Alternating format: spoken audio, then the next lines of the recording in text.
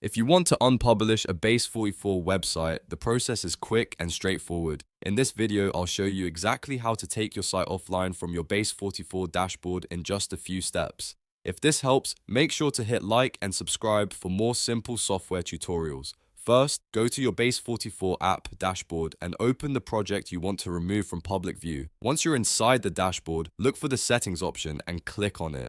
This is where Base44 keeps the controls for your app configuration, publishing options, and account-related settings. Next, scroll through the settings page until you find the danger zone section. This area usually contains actions that are more permanent or impactful, so take a moment to make sure you're in the right app before continuing. Inside the danger zone, you'll see the Unpublish App option.